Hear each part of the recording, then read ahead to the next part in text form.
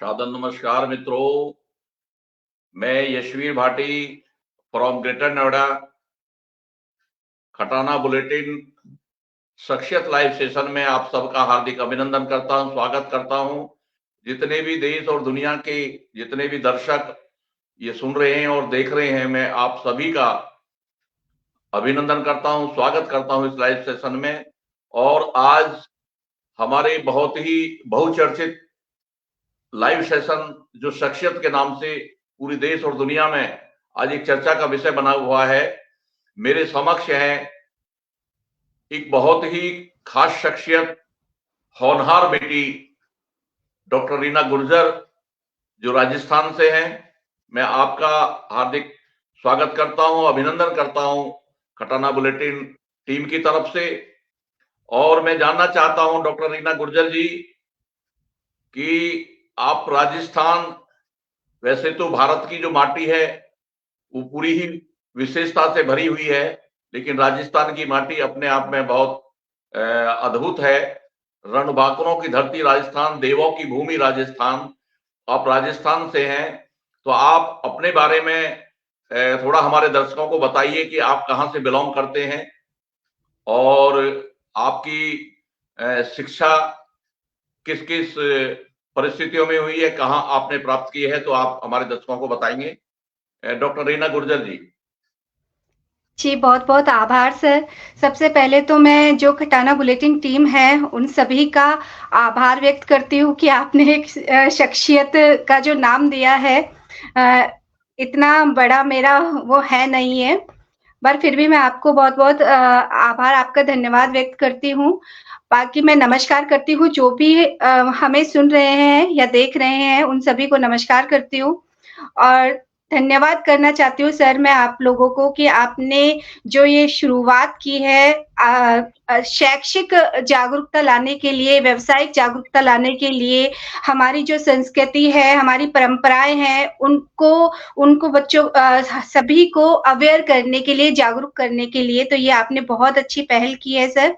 इसके लिए मैं आपका बहुत तहे दिल से धन्यवाद करना चाहती हूँ। अब मैं बताती हूँ कि जो मेरा जन्म हुआ है या जो मेरी जन्मस्थली है, वो बांदीकुई है, जो कि दौसा डिस्ट्रिक्ट में पड़ता है। और यदि मैं कहूँ कि मेरे ससुराल की बात करें, तो ससुराल जो मेरा है, वो मंडावर है, वो भी दौसा डिस्ट्रिक्ट में पड़ता है। और यदि एजुकेशन की मैं बात कहूँ, तो सर मेरा जो बचपन बांदीकुई में बीता है और हम सब जानते हैं कि हमारे समाज की यदि मैं बात करूँ, तो हमारे समाज में अभी इतना महिलाओं की शिक्षा को लेकर के इतना जागरूक नहीं हुआ है। आज भी यदि हम ग्रामीण क्षेत्रों की बात करें, तो महिलाएँ शिक्षा के रूप में बहुत ज़्यादा पिछड़ी हुई हैं। हम देखते हैं यदि सबसे पहले यदि मैं प्रारंभिक शिक्षा की बात करूँ तो रेलवे सीनियर सेकेंडरी स्कूल है बांदीकुई में, 12th तक मैंने वहाँ पर शिक्षा ली है। उसके बाद में गवर्नमेंट कॉलेज है, राजेश पायलट कॉलेज, तो वहाँ से मेरी ग्रेजुएशन हुई है। लेकिन 11th में ही मेरी एंगेजमेंट हो गई थी। उसके बाद में बहुत मुश्किल हो गया था और सेकंड ईयर में आते-आते शादी कर दी गई। वो भी बहुत मुश्किल से सबसे बड़ी बात ये है कि हमारे जो गाँव है, छोटा-सा गाँव है बांदीकुई में बाड़ बगीची अ, वहाँ पर सबसे पहले मेरी बुआ जी थी जिसने कॉलेज जॉइन किया रेगुलर और उसके बाद में सेकंड मैं थी लड़की जिसने रेगुलर कॉलेज जॉइन किया और वो भी बहुत मुश्किल से काफ़ी मैंने पापा से बहुत ज़्यादा मिन्नतें की कि पापा मुझे प्लीज़ मुझे जॉइन करने दो क्योंकि हमारे यहाँ ये बहुत ही पहले आज से 2001 की बात है, तो उस टाइम कॉलेज जाना लड़कियों के लिए बहुत मुश्किल था। उसका यदि हम देखें तो 10% ही लड़कियाँ होती थी एक क्लास के अंदर, वो भी बहुत मुश्किल से आती नहीं थी, सिर्फ़ उनका रेगुलर नहीं थी वो। तो बहुत ज़्यादा मुश्किल होता था। तो उस टाइम पे घर वालों ने भी बोला कि नहीं लड़की है, अच्छा नहीं लगता है, कैसे जाएगी इतनी दूर कॉलेज का मतलब कॉलेज का नाम सुनते ही पता नहीं एक नेगेटिविटी थी उस वक़्त सबके दिमाग में। तो बहुत ज़्यादा मुश्किल हो गया था। हमारे जो आस-पड़ोस के लोग हैं, उन्होंने भी मना किया कि क्यों ज़रूरी नहीं है, प्राइवेट पढ़ाओ। मेरे खुद के चाचा ने मुझसे मना किया कि प्राइवेट जो है ग्रेजुएशन कर लेगी। पापा ने भी मना किया था, लेकिन मैंने बहुत रिक्वेस्ट की थी उनसे। तो बहुत मुश्किल होता है और आज भी यही है हमारे समाज में। उसके आप बाद जी, जी, जी, हाँ, बोलिए, बोलिए, बोलिए। जी, बोलिए मेरी आप। 11th क्योंकि मेरी 11th में एंगेजमेंट हो गई थी, तो मैं एजुकेशन की यदि मैं बात करूँ, तो उसके बाद में कहते हैं ना कि सेकंड ईयर में आते ही शादी हो गई थी, तो बहुत ज़्यादा मुश्किल हो गया था मेरा। उसके बाद मैं रेगुलर नहीं रह पाई। उसके बाद मैंने बिल्कुल पढ़ाई स्टॉप कर दी थी। ग्रेजुएशन किया, बिल्कुल बंद कर दी, बिल्कुल नहीं कर पाई क्योंकि अ, हमारे समाज में शादी होने के बाद में इतनी ज़्यादा रिस्पॉन्सिबिलिटीज़ हो जाती हैं कि और सपोर्ट भी नहीं मिल पाता है। दूसरी बात, अगर मैं कहूँ कि मुझे कभी एजुकेशन की यदि मैं बात करूँ तो मुझे कभी किसी का सपोर्ट नहीं मिला, किसी का भी, जो भी है मैंने ये है कि उनको उनके खिलाफ जाकर के या जो भी है, जैसे भी है मैंने एजुकेशन ली है। बाकी मुझे सपोर्ट किसी का भी नहीं मिला, किसी ने मुझे कोऑपरेट नहीं किया कि मैं आगे अपनी शिक्षा जो है वो कंटिन्यू रखूँ।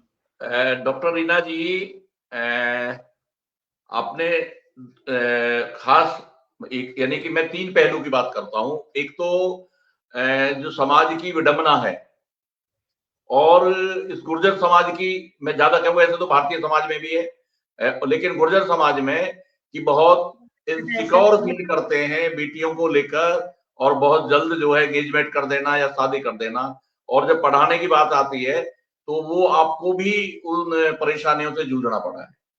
बिल्कुल, और सपोर्ट ना होते हुए और आपने खुद के साथ जद्दोजहद की है, परिवार के साथ जद्दोजहद की है और आखिर आगे बढ़े हो, तो इसके जो पीछे जो जज़्बा है, उसके बारे में थोड़ा आप बताएँ? क्योंकि बिल्कुल सर। जी, मेरी बचपन से ही बहुत इच्छा थी कि सर मैं टीचर बनूँ। मेरी बचपन से ही इच्छा थी कि मैं टीचर बनूँ, मतलब मेरा एम ही ये था कि मुझे टीचर बनना है। बट सर क्योंकि परिस्थितियाँ ऐसी थी कि मैं आगे अपनी पढ़ाई कंटिन्यू नहीं कर पाई, बहुत ज़्यादा स्ट्रगल करना पड़ा था मुझे, तो ग्रेजुएशन करने के बाद में मैंने प्राइवेट स्कूल जॉइन किया। लेकिन वहाँ पर भी मेरे को ये था कि नहीं, मेरे लिए वो काफ़ी नहीं था लेकिन करना था मुझे। उसके बाद सर मैंने 2008 में बीएड किया मैंने, मतलब कि 2003 से बिल्कुल वहाँ स्टॉप कर दी अपनी पढ़ाई। उसके बाद ज़िम्मेदारियों के तहत मैंने बिल्कुल बीच में रोक दिया। तो 2008 से मैंने स्टार्ट किया, फिर से मैंने बीएड किया 2008 में। उसके बाद मैंने फिर अपना पीजी कंप्लीट किया हिस्ट्री से। उसके बाद फिर एमएड किया, एमएड करने के बाद फिर पीएचडी की, लेकिन इसमें मुझे मोटिवेट करने वाला कोई एक बंदा नहीं था। क्योंकि अगर मैं मेरे घरवालों की बात कहूँ तो घरवाले हमेशा ये कहते थे उन्होंने तो जब मैंने पीएचडी किया, एमएड किया तो कि क्या करोगे एमएड करके, क्या करना है पीएचडी करके? इतना तक बोला कि एक उम्र होती है, अब तो बुढ़ापा आ गया, बुढ़ापे में क्या करना है पढ़ाई करके? मतलब एक बहुत, आपको मैं बताऊँ, मैं आपके चैनल के माध्यम से ये जो सच्चाई है उसको सामने लाना चाहती हूँ कि आज भी हमारे समाज में एक तो शादी की जल्दी रहती है। हुँ, शादी चलो कर दे तो उसके बाद में, शादी के बाद ये श्योरिटी नहीं होती है कि ससुराल वाले उनको कोऑपरेट करेंगे कि नहीं करेंगे या पढ़ाएँगे कि नहीं पढ़ाएँगे। तो उसकी जो उसके अंदर जो हुनर होता है लड़की के अंदर, वो तो वही कहते हैं ना कि उसमें ही दब के रह दफन हुए, जाता है, ज़िम्मेदारियों के दफन बोझ दफन तले हुए। दब के रह जाता है। जी, बिल्कुल सर। तो ये है कि मैं सबसे पहले ये कहना चाहूँगी, ठीक है, अगर शादी जल्दी हो रही है हमारे समाज में, कोई नहीं, करिए। लेकिन कम से कम शादी के बाद में ससुराल जाते तो ससुराल वालों का भी फर्ज़ बनता है कि बहू को भी वो पढ़ाए, क्योंकि अगर बहू को नहीं पढ़ाएँगे तो शायद फिर वही बात है कि फिर पिछड़ती जाएँगी। दूसरा कि सर मैं पीएचडी के दौरान, एमएड के दौरान मैंने 2-4 जब कॉन्फ्रेंस अटेंड की थी, इंटरनेशनल लेवल की, नेशनल लेवल की, तो वहाँ पर मैं आपको बताऊँ एमएड भी मैंने किया था, तो मैंने वहाँ पर एक गुज्जर मैं ही थी, इतने लोगों में से। तो जब उन्होंने देखा, मैं जब कॉन्फ्रेंस में एंटर हो रही थी, तो जब वहाँ पे एंट्री हो रही थी, तो वहाँ पर जब देखा उन्होंने रीना सिंह गुर्जर, फिर मेरे को इस तरह से देखा और फिर अजीब-सा भाव उनके फेस पे आया और मैं चली गई। तो मुझे कहते हैं ना कि बहुत ही एक अलग तरीके से देखना, तो फ़ील होने लगा था मुझे।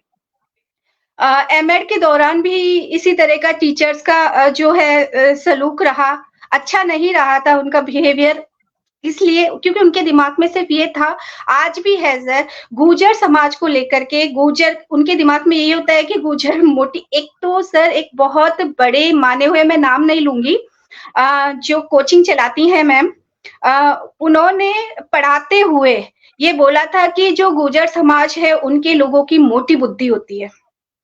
मतलब इस तरह से तो एक तो टीचर होने के नाते इस तरह से कभी भी समाज जातिगत चीज को तो लेकर के आना ही नहीं चाहिए, क्योंकि ये टीचर का तो कोई मतलब ही नहीं है, फिर वो एक सही मायने में शिक्षक विडंबना नहीं है, कहलाता।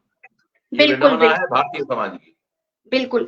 तो मैं बस ये कहना चाहती हूँ कि सबसे पहले शिक्षा अपनी कंप्लीट करो। सिर्फ़ हमारे समाज में आज भी सर थोड़े से बच्चे बचपन से ही बच्चों के दिमाग में ये डाल दिया जाता है कि तुम गुर्जर हो, गुर्जर हो। बच्चे पता नहीं अपने आप को क्या समझने लगते हैं, तो वो दादागिरी वाले उसमें चले जाते हैं। मतलब उनका जो रास्ता है ना, वो डाइवर्ट हो जाता है। फिर उसके बाद ठीक है, एक टाइम तक तो वो ऐसा करते हैं। फिर लास्ट में क्या होता है उनके पास में, लास्ट में कोई ऑप्शन नहीं होता। हमने देखा है कि हमारे समाज के मोस्टली ज़्यादातर आपको कहीं के बैंक में गार्ड मिलेंगे, सिक्योरिटी गार्ड मिलेंगे, तो एक छोटा तो इस तरह से नहीं तो फिर वो कहते हैं ना कि वो या ड्राइवर मिलेंगे। सर तो उनकी वो उस टाइम जो उन्होंने टाइम वेस्ट किया, उसका रिज़ल्ट ये निकलता है कि वो लास्ट में इस तरह का काम करते हैं। तो एजुकेशन बहुत ज़रूरी है, हमारे समाज में बहुत ज़्यादा ज़रूरी है। सिर्फ़ वीर गुर्जर मैं लिखने से डॉक्टर रीना जी, वीर आपकी बात को मैं थोड़ा-सा यहाँ विराम देना चाहूँगा। जी सर। 2 बात निकल के आई हैं कि आप जब कॉन्फ्रेंस में गए जी, और गुर्जर बिरादरी से अकेले आप कैंडिडेट थे जी और सर। वहाँ पर जो अदर कम्युनिटी के जो लोग थे, जी, तो वो उनकी जो नज़रिया जो था, मतलब आपके प्रति क्या वो पूरी कम्युनिटी के प्रति था कि भई ये डॉक्टर रीना गुर्जर और गुर्जर होके ये कॉन्फ्रेंस में पार्टिसिपेट कर रही है, तो बिल्कुल, बिल्कुल। उनका पॉजिटिव एटीट्यूड नहीं था। बिल्कुल, और कुछ था, हमारा नेगेटिव उनके ज़्यादा था। नज़र उनके नज़र में जो गुर्जर कम्युनिटी की इमेज है, वो इसका मतलब पॉजिटिव नहीं है। बिल्कुल लेकिन नहीं है सर, जी, सच्चाई यही है। लेकिन आपने जो वो फेस किया, दरअसल किसी भी कैंडिडेट के लिए और एज ए बीइंग लेडी, एक लड़की अदर लोगों में जाके पहले तो समाज या परिवार बेटियों को पूर्णतः सपोर्ट नहीं कर रहा कि भाई इनको बिल्कुल, पढ़ा दिया जाए, इनको कामयाब कर दिया जाए, चाहे वो पीआर है या ससुराल है। दूसरी तरफ जब अदर कम्युनिटी में जाके भी उसे एक तरह से मतलब बहुत ही अजीब फीलिंग्स का सामना करना पड़ा। तो उस समय बिल्कुल। आपको आपके ज़हन में क्या आया? सर उस टाइम मेरे ज़हन में ये आया कि अब मुझे, क्योंकि सबसे ज़्यादा होता है कि एक टीचर जो होता है, एक शिक्षक होता है, वो ही जो है इस चीज़ को दूर कर सकता है। जो ये जाति-वाती है, जो ये सारी चीज़ें हैं, तो इस चीज़ को दूर कर सकता है। तो सर मैंने ये उस वक़्त ठान लिया था कि मुझे क्योंकि मैं गवर्नमेंट जॉब उसमें तो जा नहीं पाई गवर्नमेंट लाइन में तो इसलिए मैंने सोच रखा था कि मुझे पी एजुकेशन में पीएचडी करने के बाद मैं टीचर ट्रेनिंग कॉलेज में जाऊँगी और वहाँ पर जो कुछ मेरे साथ में हुआ है, जो मैंने फेस किया, वो मैं बिल्कुल नहीं करने दूँगी और बच्चों को उस कहते हैं जो मैंने फेस किया, बच्चे वो फेस नहीं कर पाएँ। सर मैं बहुत मोटिवेट करती हूँ बच्चों को और बहुत सारे बच्चे ऐसे भी हैं जो सम्मान करते हैं, ऐसी बात नहीं है, हर समाज के बच्चे मेरा सम्मान करते हैं और बच्चों की वजह से ही सही मायने में तो बच्चों की वजह से ही मेरी पहचान हुई है। आज यदि कहें तो सिर्फ़ एक कॉलेज नहीं, काफ़ी सारी कॉलेजेस हैं जहाँ से वहाँ के प्रिंसिपल वगैरह हैं, जो भी डायरेक्टर है, तो उनसे कॉन्टैक्ट रहता है सर, बहुत अच्छे से जान-पहचान सिर्फ़ और सिर्फ़ बच्चों की वजह से। तो मैं आपको ऐसा नहीं मोटिवेट लगता करती रहती हूँ उनको। आपको आपको ऐसा नहीं लगता कि आप जिद्दी रहे हो स्वभाव से कि आपने ठान लिया कि मुझे ये करना है, तो वहाँ जी, फिर आपकी बिल्कुल। जिद काम आई है? बिल्कुल, बिल्कुल सर, ये तो मेरा था ही शुरू से कि सबने मुझे किसी ने भी सपोर्ट नहीं किया है, उसके बावजूद भी मैंने सोचा कि मुझे यहाँ जाना है, मुझे ये करना है, तो सर वो मैंने किया। जो मेरी जिद थी वो मैंने पूरी की। आपकी जो वक्तव्य है, जो आप अपनी जर्नी के बारे में जो आपने बताया है और निसंदेह जो भी लोग ये देख रहे हैं, सुन रहे हैं, उन्होंने ज़रूर इस बात को अपने अंदर उतारा अवश्य है कि एक लड़की, एक समाज की बेटी किस-किस दौर से गुज़र के आगे बढ़ती है।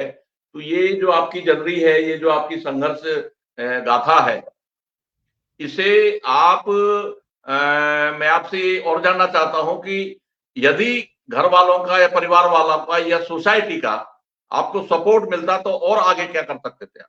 बिल्कुल सर, मेरी बहुत ऐसे बहुत कितना कि बहुत एम था मेरा एक अच्छा शिक्षक बनने का, गवर्नमेंट जॉब में जाने का। हालाँकि मैं वो सारी चीज़ें पूरी कर रही हूँ, वो सब मैं कर रही हूँ। मैं एक अच्छे शिक्षक के रूप में हूँ, साइकोलॉजी की असिस्टेंट प्रोफ़ेसर हूँ मैं, और साइकोलॉजी मैं बच्चों को पढ़ाती हूँ। दूसरा कि मैं उनको मोटिवेट करती हूँ। जैसे बच्चे जो डिप्रेस्ड होते हैं, तो बच्चे डिप्रेशन में नहीं जाए, इसलिए मैं उनको लाइव भी यूट्यूब के माध्यम से भी मैं क्लासेस चलाती हूँ, और फेसबुक पे भी मैं उनको मोटिवेट करती हूँ बच्चों को। और बच्चों को कहीं भी कोई प्रॉब्लम आती है तो वो मुझसे डायरेक्टली मिल करके, कॉल करके भी अपनी जो भी प्रॉब्लम है वो मुझसे हमसे शेयर करते हैं। उसका जितना हो सके बच्चों की आज के टाइम पे जो डिप्रेशन है, बच्चे हमारी आज की युवा पीढ़ी सबसे ज़्यादा डिप्रेशन में जा रही है, डिप्रेशन का शिकार हो रही है। तो बस उसको लेकर के थोड़ा सर आप वो जो भी मतलब मैंने सोचा था वो मैं पूरा कर रही हूँ। As a symbol, as a support, as a motivation में जो है आप कामयाब हैं। जी सर। मतलब अब आप जब कामयाब हो गए हैं और असिस्टेंट प्रोफेसर, और वो भी साइकोलॉजी के, जो एक तरह से बहुत ही टफ और डिफरेंट विषय है, हर किसी के बस का नहीं है साइकोलॉजी को पढ़ना और पढ़ाना भी। तो अब तो लोग आपके हुनर का या आपके उस जिद का लोहा मान चुके हैं, आपके जो भी बिल्कुल, बिल्कुल, सराउंडिंग बिल्कुल, लोग रहे हैं कि बिल्कुल, हाँ भाई इसने कर दिखाया है, बिल्कुल सर, बिल्कुल। वो लोहा मान चुके हैं। अब मैं आपसे एग्ज़ाम्पल ये जो है, देते जी, एग्ज़ाम्पल देते हैं सर एग्ज़ाम्पल। सारे आपके साथ खड़े हैं अब। बिल्कुल एग्ज़ाम्पल देते हैं अब तो। गुड। और ये अब मैं आपसे एक और थोड़ा-सा ये जानना चाहूँगा कि अभी आपने कोई लक्ष्य या कोई मंज़िल या मुकाम कोई बनाया है?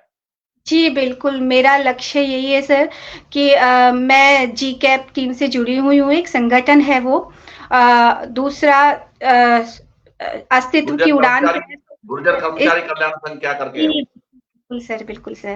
जी, जी, जी। उनसे भी मैं जुड़ी हुई हूँ, तो मैं इस तरह के संगठन से जुड़ कर के मैं अपने समाज के लिए भी हमेशा कुछ न कुछ करना चाहती हूँ, और सबसे ज़्यादा जो भी मैं करना चाहती हूँ वो एजुकेशन, शिक्षा, हुँ, वो हुँ, मेरा हुँ।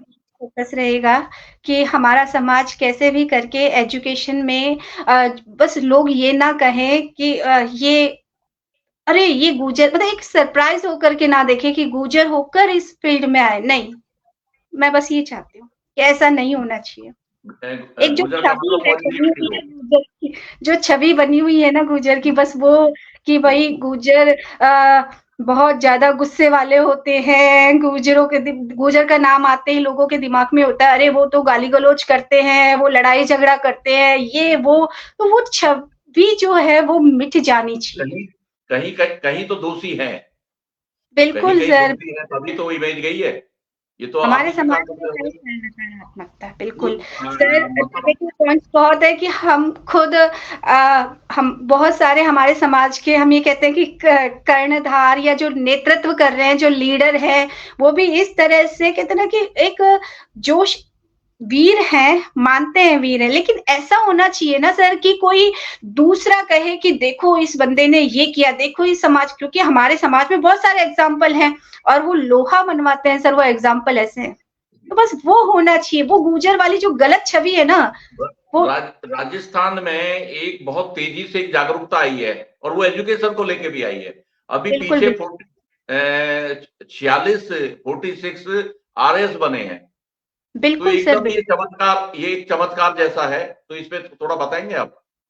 बिल्कुल सर, ये अवेयर हुए हैं। दूसरा एक तो जो कुछ नेतृत्व अच्छे हैं हमारे, जो जी। लीडर हैं वो अच्छे हैं हमारे, अच्छे रहे हैं। तो जैसे किरोड़ी लाल जी बैंसला जी हैं, तो उनके उनके नेतृत्व के बाद में बहुत कहते हैं ना कि एकदम से काफ़ी परिवर्तन हुआ है। अ, बहुत कुछ अचीव किया है हमारे समाज के बच्चों ने। राजस्थान में और ये उनके अंदर सुनने जोश देखने भी में है, आ रहा है। जोश है बिल्कुल। उनके अंदर, एक आंदोलन कॉम्पिटिशन आंदोलन जोश का है। जो है पॉजिटिव इम्पैक्ट गया है। बिल्कुल, बिल्कुल सर। जागरूकता आई है, तेजी से जागरूकता आई है। बिल्कुल और सर। ये मतलब आप मिस कर रहे हो, लेकिन मैं जानकारी को बढ़ा देता हूँ। राजस्थान में बहुत सारी हॉस्टल्स जो है, गर्ल्स और बॉयज हॉस्टल्स भी जो है जगह जगह जो है बहुत खुल रही हैं। अब बिल्कुल। मैं लास्ट में, क्योंकि समय हो चला है, डॉक्टर जी। रीना गुर्जर जी, आप होल कम्युनिटी, मतलब पूरे देश भर के समाज को, बेटे और बेटियों को आप क्या मैसेज या क्या संदेश देना चाहेंगे? वो आपसे प्रेरणा लें वो। जी, बिल्कुल सर। मैं सभी को सिर्फ़ वैसे मैं इतना वो हूँ नहीं, लेकिन फिर भी मैं बस यही चाहती हूँ, सभी को ये संदेश देना चाहती हूँ कि सब चीज़ें एक साइड, अपने आप को इतना मजबूत कर लो, अपने आप को इतना कि चाहे एजुकेशन, शिक्षा, सबसे पहले अपने आप को कि आपको किसी और के ऊपर निर्भर ना रहना पड़े। अपने आप को इतना मजबूत कर लो और जो आपके अंदर हुनर है उसको बाहर निकालो। सबसे पहले शिक्षा की तरफ आगे बढ़ो और सभी से हाथ जोड़ के रिक्वेस्ट करती हूँ मैं कि बेटियों को पढ़ने दो, उनको थोड़ा उनके हुनर को बाहर आने दो। मैं ससुराल, जो बेटियों के ससुराल पक्ष है, उनसे भी मैं हाथ जोड़ के निवेदन करती हूँ कि बेटियों को ही नहीं, अपनी बहुओं को भी पढ़ाओ। उनकी भी जो प्रतिभा है उनको बाहर आने दो, उनको आगे बढ़ने का मौका दो। सिर्फ बेटी होने के कारण उनको जो उनके हुनर है उसको वो दबना नहीं चाहिए। बस इतना कि उसके उनके हुनर को आगे आने दो, बाहर आने दो। उनको कुछ करने दो, उनके जो सपने बहुत हैं उनके सपनों को पूरा करने दीजिए। प्लीज़ उनका सपोर्ट कीजिए, प्लीज़ हाथ जोड़ के रिक्वेस्ट है आप सबसे। बहुत बहुत ही आपने, मतलब आपकी जो ये सारा वक्तव्य है बहुत प्रेरणा प्रेरक वक्तव्य रहा है। और आप पूरे जो लाइफ की जर्नी इस थोड़े से समय में आपने मतलब बताई है, वो भी काबिले तारीफ है। आपका तो सारा जीवन ही काबिले तारीफ है, जद्दोजहद का और संघर्ष का रहा और मुकाम पाने का रहा है। तो आपके लिए वह पथ क्या, पथ कुशलता क्या, जब पथ में बिखरे सूल ना हो, उस नाविक की ध्येय परीक्षा क्या, जब धारा ही प्रतिकूल न हो। तो आपने प्रतिकूल धारा में अपना मुकाम हासिल किया है। मैं इस लाइव के माध्यम से और आपका धन्यवाद और आभार व्यक्त करते हुए कि हर घर में डॉक्टर रीना गुर्जर जैसी बेटी और बहू जाए, तो जिससे कि उजियारा, शिक्षा का उजियारा हो, और अपने हिम्मत से रास्ता और मुकाम बनाने वाली डॉक्टर रीना गुर्जर आज जरूर इस देश भर के समाज ने, नौजवानों ने, बेटियों ने, बेटों ने ये मैसेज लिया होगा कि हम भी कुछ कर सकते हैं, हम भी आगे बढ़ सकते हैं।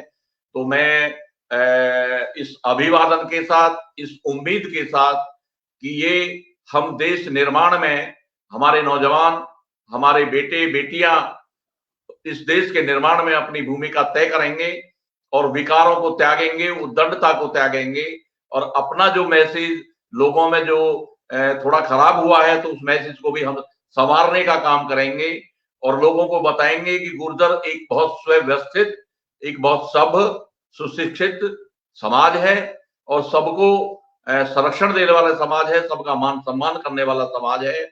और इस बात को मैं यहीं विराम करते हुए सभी का आभार व्यक्त करता हूं, सारे दर्शकों का, और स्पेशली डॉक्टर रीना गुर्जर जी, आपको गॉड ब्लेस यू।